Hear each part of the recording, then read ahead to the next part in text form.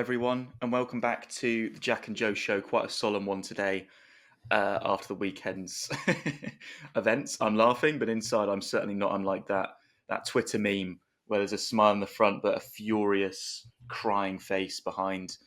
Jack, how are you doing? Yeah, not too good actually. The last couple of weeks supporting Fulham has somewhat ruined my life a little bit. It's been frustrating. Two defeats in very frustrating circumstances. One right at the beginning of a game and one right at the end of a game. It was exactly what we did to Chelsea. Yeah. What they did to us. It was almost a carbon copy, really. But yeah, not feeling too great. Hopefully, the under-21s tonight can put a smile back on my face in the semi-final at Craven Cottage. So back to Craven Cottage tonight. But Joe, terrible, terrible day at the office on Sunday when it was all going so well after 45 minutes. It was going really well. Let's start at, what would it have been, 12:45. Team news comes out. We see that Kenny Tete is back in. I think everyone, myself included, is absolutely buzzing with that news. With no disrespect to Castagna, Kenny Tete is the superior defender for sure. And in games like this, when you're up against at least one tricky winger, and you know they can bring on another one off the bench, I think Tete is who you want starting the game. Then obviously the only other real bit of news is that two players are missing from the squad, and that's Muniz and Smith Rowe. The story that was put out was that they both got knocks. Silver seemed to suggest that Muniz is one in particular came during the Bournemouth game where he sort of trudged off a little bit. But I don't know. The thing about this was, Jack, it was just, okay, Wilson's back on the bench, which is great, but it sort of highlighted our lack of squad depth, regardless of the reasons for their absences and regardless of the performances of one of them in particular in Smith Rowe, maybe not being as popular lately. Understandably so. Moon has been obviously a fantastic performer for us, and we wanted him to probably start the game, let alone be on the bench. Without him, and you have to call on Carlos Vinicius, who, with no disrespect, is clearly nowhere near match fit, nowhere near ready to be involved. He spent his cameo trying to just kill Tosin, which part of me respected, and the other part of me thought this is just not ideal. So what was your initial opinion when you saw the team? I don't actually agree with the fact that the squad depth was exposed. I only think the squad depth was exposed because of no Muniz, and then we just had to put Vinicius Okay. in because I think there were still options there. Willian, Adama Traore, Wilson, all three attacking wingers who can come on and make a difference. Reed and TC are always there. Diop had to was missing because he couldn't make the bench. There was no King, there was no Marshall Godot. So there were players there that could have made the bench that didn't make the bench. And I want to clear some things up because there's been a lot of confusion around what Marco said versus what Marco's done. He basically said that everyone's available for the Sunday game, and but essentially he spoke on the Friday and we had a session on the Saturday. So he might have thought that everyone was ready and then looked at Muniz, who may have picked up another knock or just didn't look quite ready for the game and took a decision. The same with Emil Smith Rowe in that Saturday session. Both players could have been in a state where Marco thought, okay, well, we thought they were ready. They're actually not in conditions to play. And that's not Marco lying, because a lot of people have said he's lied in the press conference. I just think it's more of a case of because he always says, we've got another session, we'll then assess them. So maybe he had the other session, assessed them, and thought that Smith Rowe and Muniz were not ready to play. So look, as a manager, you're always going to have to make difficult decisions. And look, if they're not ready to play, then obviously Muniz, I thought, came off too early against Bournemouth. Yeah. And perhaps it was because he was slightly injured. He did get a bit rough and tumbled even before Bournemouth had scored. Muniz was already down, holding his ankle or whatever it was. So yeah, I wanted to clear that up. But in terms of the team, I was fairly okay with it. Looking forward to Wilson coming back. I thought Jimenez could still do a job, and I thought he did really well in the first half. The first half performance was fantastic. In fact, scoring after 3 minutes, albeit it was offside. Encouraging start. Chelsea had a couple of opportunities, flashing the ball across the box, a couple of weak shots. I think one from Palmer straight at Leno. And at halftime, I thought we thoroughly deserved the lead. And our approach in the second half was what killed us, I think, not only in the way we we put men behind the ball and sort of tried to soak up pressure and play them on the break. But our substitutions as well completely killed the game. And unfortunately, we lose a game to a team we don't want to be losing to in circumstances we don't want to be losing in. And 2 defeats in a row now makes it not off. Europe is not gone, but it's certainly, everyone dropped points over the weekend, really. So no one's really gained much of an advantage apart from Bournemouth, who gained 1 point above us. So you're quite rational. You've managed to take my head from the moon back down to planet Earth. So if you want to give the listeners and whoever's watching as well a reason to be cheerful, then go for it, Joe. Yeah, but also just to quickly come back to your point, Jack, on Silva, even if Silva did lie, for example, like he's got Muniz behind in the in the medical area with his foot stitched up or something, even if he did lie, I'm not against it. And the reason for that is if you say to Maresca, we're 100% starting Jimenez because we've got no one else, and we're 100% starting Andreas Pereira at attacking midfield because there's no Smith Rowe, they know how those two players play versus Muniz and Smith Rowe, and they are different. The way that the first half worked was so good because of Jimenez's hold-up play and Andreas's energy, and it was fantastic to see. I just wanted to make that point because I think that it really was a great first half performance, and it was a terrible second, Jack. It was wave after wave, and I think based on the negative mentality that we showed. And by that, I don't mean defending. Defending's fine. It was the fact that we could not hold on to the ball for 2 minutes. That's why he brought on Kenny. I understand that move. It didn't work because he put Kenny in a more defensive position instead of Lukic, who's having a good game. I think the play there was to bring Kenny on instead of Andreas, who was by that point knackered. He'd given everything in that first half, seemingly, as had most of the team. But yes, Jack, so I'm looking at the table right now. So forgive my eyes if you're watching. Because they're diverting slightly to the side. But yes, we're 1 point behind Bournemouth, and we're on level on points with a 3-goal advantage over Brighton. I guess the big movers this weekend were actually Brentford, who are now 2 points behind with a currently superior goal difference to ourselves and Brighton, but less than Bournemouth. I saw a really interesting tweet yesterday, and I put some sort of, oh, we're so back sort of sarcastic thing. But it is interesting when you look at the fixtures on paper, because in terms of the games that we had to win, nothing has changed. I feel like Sunday would have been a bonus in terms of the ones we're expected to win. We'll come on to Southampton. Let's make no doubt about it or whatever. We have to beat Southampton. Yeah. To get Europe. We have to beat Southampton. If we draw against Southampton, I'll come on here in a couple of weeks' time, whenever, and I'll be texting you during the game, Jack, and just being like, that's it, done. And the reason for that is that I think that to be assured of Europe, we have to win 3 of our last 5 games. I don't see us winning 3 that don't include Southampton as one of them. Okay. There is a scenario where I think that we could win 2 and draw 2 and get Europe. And that does depend on Brighton and Bournemouth dropping more points. Obviously, it means that we cannot lose to Brentford. But on paper, let's just look at the next 3 weekends alone. We have Southampton. I expect us to win. Brighton have West Ham. I expect them to win. Bournemouth have United, which, to be honest, this season, I also expect them to win. At home. Brentford have to go to Forest. Very, very tough game. Palace have to go to Arsenal. Tough game. Weird game because they're both probably going to rotate because they've got bigger games coming up. Mm-hmm. I still don't think they will get 3 points there. And for that reason, I'd probably discount Palace at this point.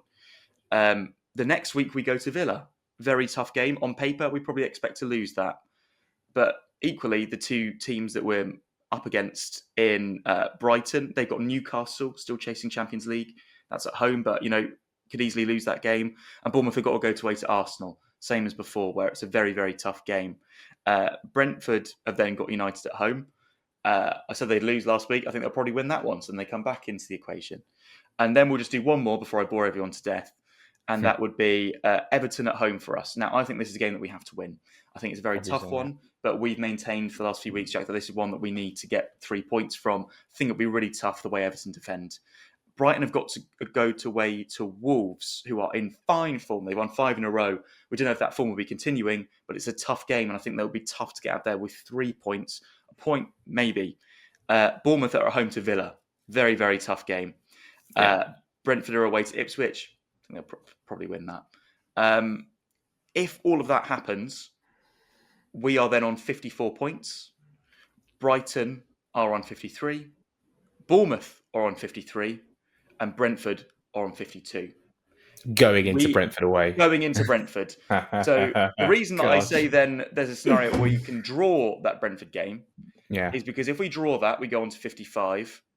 Brighton are at home to Liverpool. I think that they probably lose. On paper, again, these things can happen. We beat them.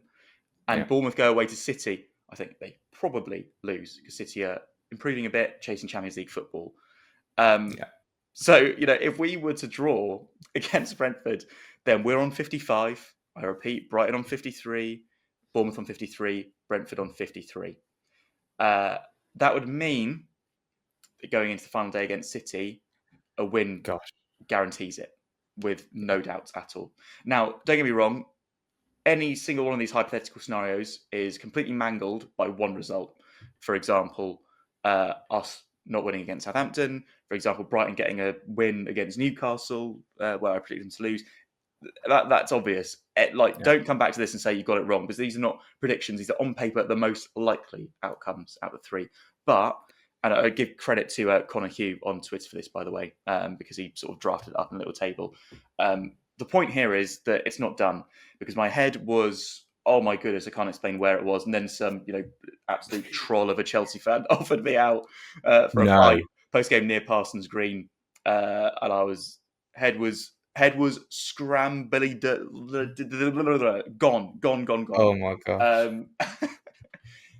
Lovely bunch. Really? Turn him down. So I don't really fancy it, mate. I'm not really. I'm more of a keyboard warrior myself, winding up #CPFC fans. Chelsea aren't really my cup of tea at the moment. But Jack, the feeling when that Neto goal hit the back of the net, my feeling was, okay, we're done. I came out the ground, had time to sort of digest the weekend results, and I thought, we're not done, but we've just made it a hell of a lot harder for ourselves, because even a point against Chelsea would have been massively, massively handy. And part of that is due to, if we finish level on points with Bournemouth, it's not enough because of our goal difference. So that point would have been lovely just to be level on them. We're not ahead of them, but we're level on points with them. Anything could change this weekend. We know that going into this Southampton game, if we win it, we go into 8th, even temporarily. We're back into the European spots. We obviously need to bear in mind that all of these scenarios assume or hope that Palace don't win the FA Cup. I have to admit, and this is, I know I've been winding up Palace fans and all that, I have got nothing particular strongly against Palace as a club. I don't think they'll win the FA Cup on the basis that they are playing two very good teams to win it from here, and that would be Villa and then most likely, but not definitely, Man City, even if not Nottingham Forest are a very good team, very hard to beat. And Palace has not been in great form since they beat us, other than that one Brighton game. So, Jack, those are my reasons to be cheerful. It is hard to be cheerful right now because of the way we lost it as well. We did. They got payback exactly the way we beat them. They got payback. So many disappointing things about our game management, which I could spend hours talking about. I think that we didn't slow the game down nearly enough. I felt that we were stuck between wanting to get the ball moving and get a second goal and then not being good enough to do it, versus just properly sitting back. Because if we were going to play the way we did in that second half, the changes were so wrong. I mean, there has to be a scenario where Willian comes on so that we can retain the ball higher up the pitch, because by that point, Iwobi was not able to do it as he was in the first half, although he did have a great first half, weirdly, but scored a fantastic goal, which just everyone forgot it. Pereira was knackered. Wilson coming off Sessegnon looked tired. I got that one. That one made sense to me. But even the Vinicius one, if I'm being honest, it didn't even make sense to me to bring Vinicius on. I thought at that point, if you're going to go all out, why don't you stick Adama Traore up front, leave him up there, force the Chelsea defenders to stay a little bit further back, at least on the halfway line, because they were coming down like miles into our half. Harrison Reed, I think, would have made more of an impact defensively than TC based on the state of the game. Do you go to a five at the back? We had Cuenca, we could have done that. Hindsight's a wonderful thing. I appreciate that. We did get to 83 minutes with a clean sheet, but it is a concern to me, Jack, that we've only kept 2 clean sheets all season at home. And one of them was against Southampton. It felt inevitable that the goal was coming. Once one came, I think it was always going to be 2. It was just the way the game was going. It wasn't chance after chance, but it was attack after attack, and it felt that we couldn't see it out. I don't. For example, let's say that Tyreek George shot hits the post. I don't necessarily think we lose the game, but I'm certain we don't win it. I'm certain they score. It felt inevitable they would score. Yeah. I'm not gonna lie, the way the game was going, the pressure they were putting us on, the territory they were taking up. It was just fortunate the way the ball fell to George with Robinson's touch. Look, we can talk about the Chelsea game all we want, but the fact of the matter is we need to look forward, and what Joe's done in the last 5 minutes is look forward and see a light at the end of, I wouldn't say this is a tunnel we're in, but it's just a positive after a couple of bad results. If you had 2 defeats in a row and you needed a win, and someone asked what's the sort of fixture you'd like next, I think Southampton away would probably be the top of my list. There are similarities between this fixture that we had 2 years ago where we relegated them on that day. They are now already relegated. I do think there's a difference in culture at the club at Southampton than there was 2 years ago. I think there's a little bit more fight in them at the moment. They obviously didn't want to have that horrendous 11-point record broken by having 10. They hit 11 against West Ham. I actually think they played incredibly well against West Ham at the weekend, and West Ham were absolutely furious dropping. West Ham have had such a miserable season. To drop 2 points in the last minute to Ogwachukwo's goal must be a kick in the teeth for Graham Potter. But even if Southampton have a little bit of momentum going into this game, despite being relegated, despite having 11 points, despite knowing they're going back down, I still expect Fulham to win this game. And that's just because, you think about games where we played at let's say Leicester, and that was a game where I was like, well, this could be a banana skin, but ultimately we came through it after a poor first half. And I would take that. If we had a poor first half against Southampton, which I probably wouldn't be surprised at, just getting into gear and then finally kick on in the second half, I would take it. Obviously, I do think that I would start Harry Wilson for this one. I'd get him straight into the action. I think that there needs to be a bit of rotation in the team. Not that I think that anything's going stale as such, but I'd actually like to see Sessegnon start on the left and then Wilson start on the right.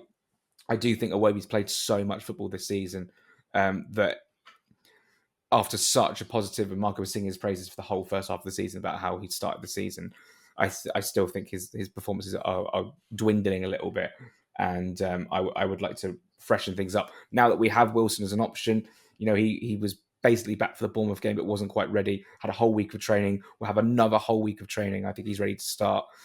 So in terms of just going straight in for a team, I think I'd make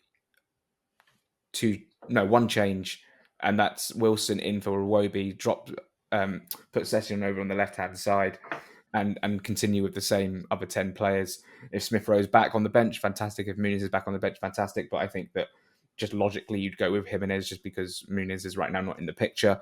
I'd expect us to completely dominate the ball. I'd expect us to create chances. Of course, I think there are danger men for Southampton.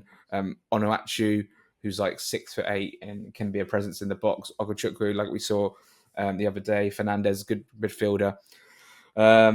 Tyler Dibbling, who is one of the best talents in the Premier League right now, young talents.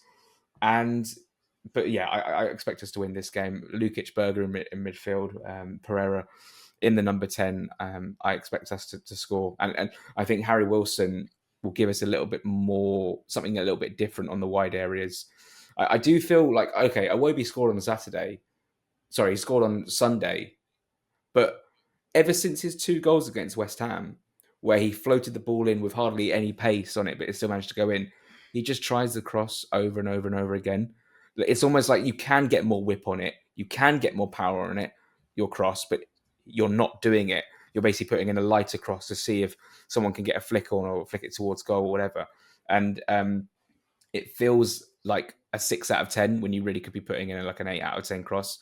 It feels as if it feels as if it's tactical to put in a cross at that with that style because it worked against West Ham twice. And like, yeah, they're not terrible crosses, but mostly they're headed away because they've got little power on it or they've got no flotation on it, so it's not going over anyone's heads.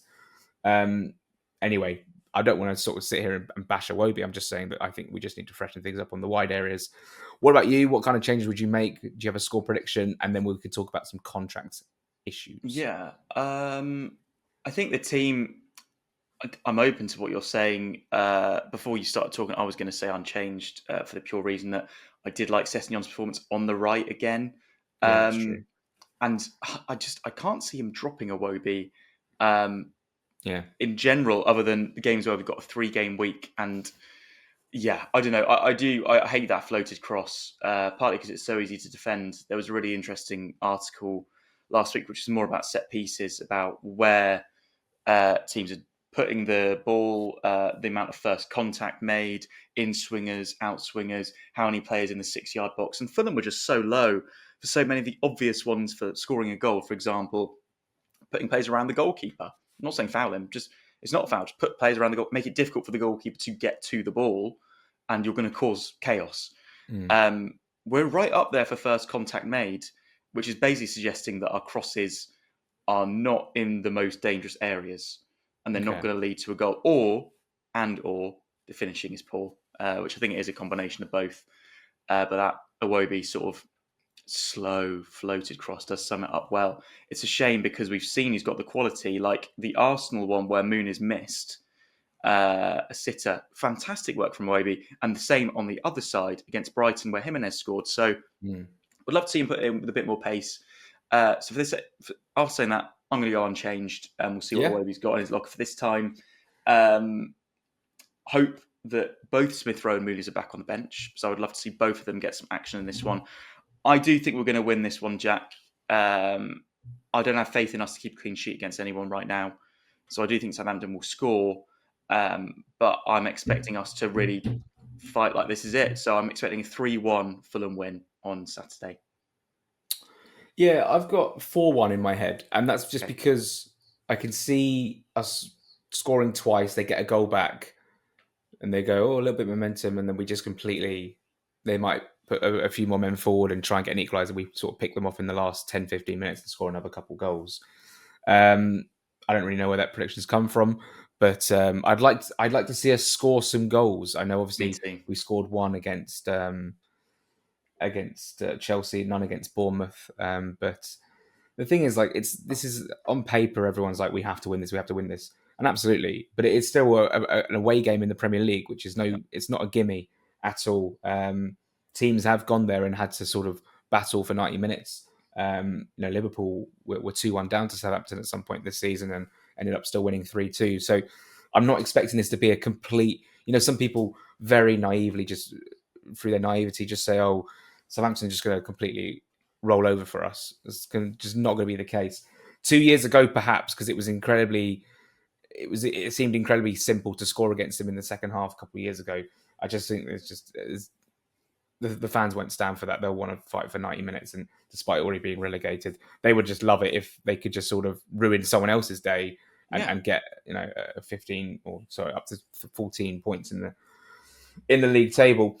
Okay, there was an article from Dom Smith this morning that came out this morning. Dom Smith from the Standard saying about contracts that won't be settled until after the season's over. It's not necessarily what you want to be hearing. I asked Silver about contracts a couple of weeks ago. He said that they're still in negotiations and still talking to player agents and stuff. A lot needs to happen this summer, regardless of what happens in terms of Europe or not Europe. And I still think everything's up in the air. I don't know if Silver's going to be here.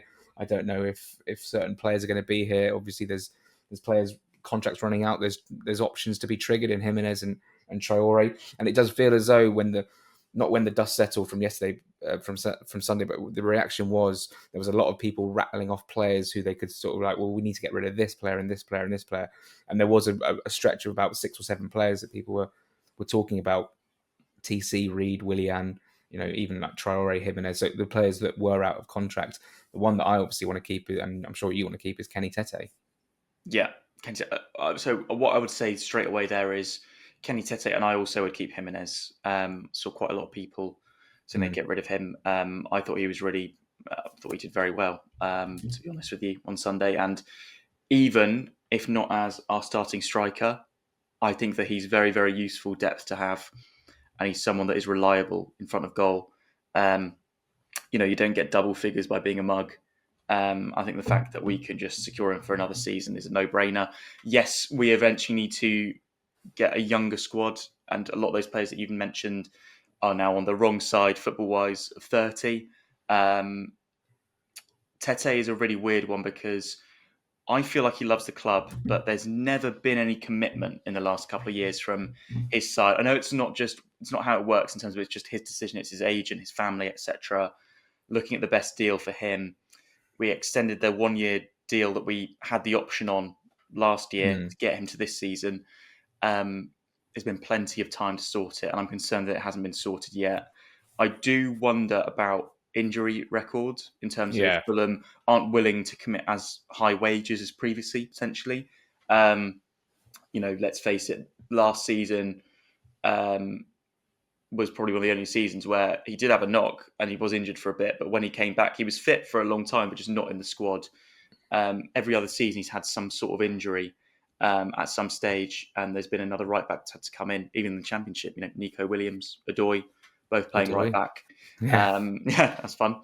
It's just, I think Tete is a no-brainer if we can sign him up, because I think you saw on Sunday, he had...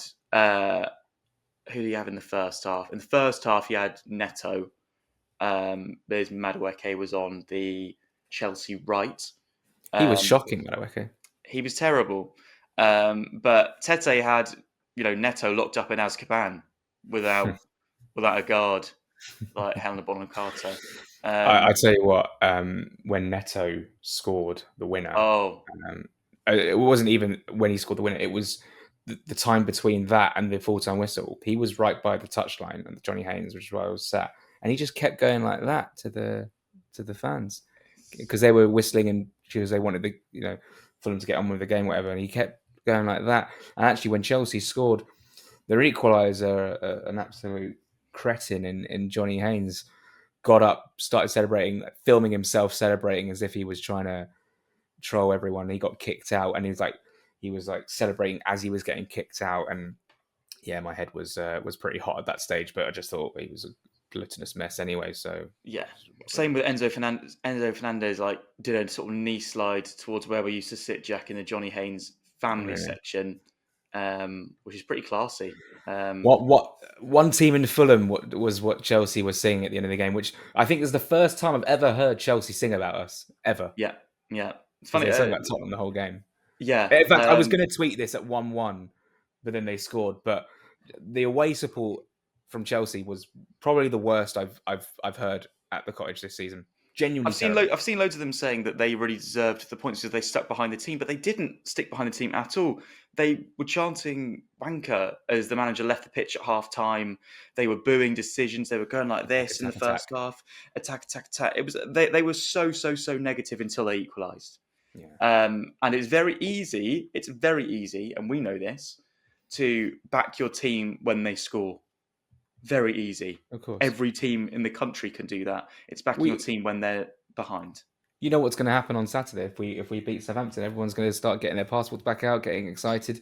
It's not over. Leeds and Burnley are up. Yeah. What are your thoughts on that? Dull, but expected. Burnley. Scott, he's done very well. I mean, I can't say I want to watch any of their games, but he's done his job. This is where his job normally starts to become a bit tricky. Yeah, third time lucky, perhaps. He's very good at getting teams out of the Championship. That's never been in doubt, right? Yeah, I think. But it's this next bit, and if he can adapt, It wasn't last season that he was there. It was a few seasons ago now. If he can adapt, then they've got a chance based on some of the solid foundations they've got. But the issue really is the quality of squad versus the teams that are in the Premier League it is a huge gap. It's a huge difference. I think their second top scorer is Josh Brownhill, Yeah, and it's just the sort of. I think Josh Brownhill is a respectable player. By the way, there's I no would take stick him to at him at Fulham. all. But it's just one of these things where in the Premier League, he's going to get double figures goals, no chance. So then where do those goals go? It's one of these things. I think what's worth saying is like this whole Scott Parker beef, whatever there was, during the years. I feel like that's just. I know they'll come to the cottage next season. I'm sure there'll be something about it, but I can't be bothered to hate watch Parker anymore. Like it's such an old story, and we're in such a different place. Obviously, 3 up, 3 down. In terms of the 3 that came up in the last 2 seasons are going back down again. Do I think Leeds, Burnley, and whoever comes up through the playoffs are going to be most likely to get relegated next season? Probably, because of Yeah. what you just said. The gap is extraordinary. In fact, I'd put United and Tottenham as more likely to get relegated next season than a Bournemouth or a Brighton or a Fulham. I'm just going off not this season's trends, but the way clubs operate and the way in which. Well, I think that even if Spurs and United don't have European football next season, I expect them to be better. I'm seeing Cunha's pretty close to joining United. That's going to make a hell of a difference for them, and that's a great signing. But yeah, 3 up, 3 down. Those 3 that come up are always going to be at risk of going back down. I think Leeds coming back up is good for the Premier League because they're a big club with a big fan base. I just don't necessarily enjoy the absolute parade of Leeds in the Premier League. I think that there's some sort of narrative at Sky that they're one of the biggest clubs in the world, and I genuinely think like they're just any other club. They just wave their flags and sing champions of Europe when they won the Champions League or whatever in 100 AD. Like But by the way, what's crazy about that is they didn't even win it. Yeah, they genuinely didn't win it. They came runners up, but they thought there was such a scandalous refereeing decision that they have declared themselves the champions. And so I think we could start doing that, by the way, for the Europa League because Diego Forlan was offside. So maybe we should do that. I think that sums up Leeds as a club. Incredibly entitled, they think they should be where they are. I mean, they're in the Premier League now, which is great for them, but they always think they've got a God-given right to basically be anywhere they want to be. And Burnley coming up, yeah, I mean, they've got a slightly more exciting squad, but in terms of their style of play, it's not. Vincent Kompany was probably more exciting than Scott Parker. We will see what happens next season. I doubt he'll get sacked after 4 games, losing 9-0 to Liverpool again. I think he'll be given a chance. But I just saw a video of him being like hoisted up in the air. It's obviously you enjoy the highs, but it's like in a year's time, it could be incredibly different at Burnley. You never know though. And one more point I wanted to make is that I know that I think Rodrigo Muniz should be our number 9 next season. I know that Raul Jimenez probably should stay for another year. But if we were to get another striker in, and I know this is a rogue shout because you probably want someone with more quality, but I have to say I would love to sign Mihailo Ivanovic from Millwall. Yeah. He's like a Mitrovic regen. Every time he scores, he gives it that. Could you imagine him down the sausage? I genuinely would be unbelievable to have a player like that. He's a good. I mean, his record at Millwall has been fantastic. I just don't think he'll have the quality to be in the Premier League, which is why I sort of want Millwall to make the playoffs and for everyone to sort of have a look at him during the playoffs. And I think he's an outstanding centre forward. To be fair, yeah, good player. He does seem like baby Mitrovic. Not just the fact that he's Serbian, his name ends in itch, but just the play style. I think that'd be a fun one. I think we need to bring the age of our squad down in general. That'd be a good place to start. As a third striker, I think we need 3 strikers.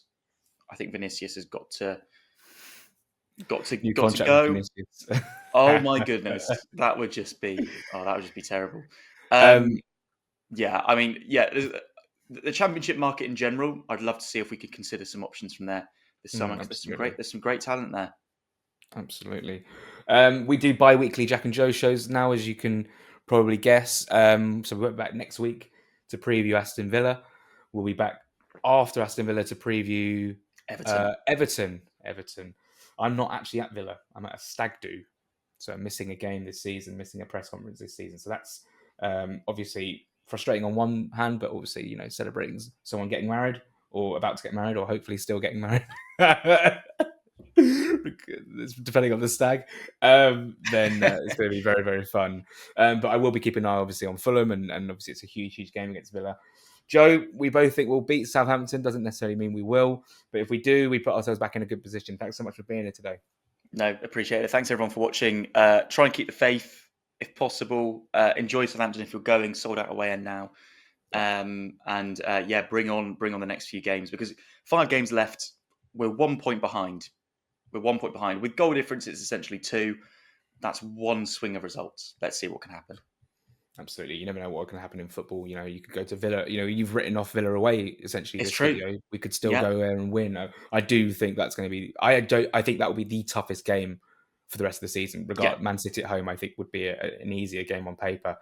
Under 21s play tonight against Olympic Lyon at Craven Cottage in the Premier League International Cup. If they win, they get to the final. The playoffs for the PL2 is next Monday. Fulham host Nottingham Forest under 21s. So some really big games. If you can get yourself down there tonight at the Cottage, I know this probably comes out tomorrow, so you probably won't. It's too late. But for Motspur Park on Monday, get yourselves down there to support the under 21s, because they've got a big few games before the end of the season.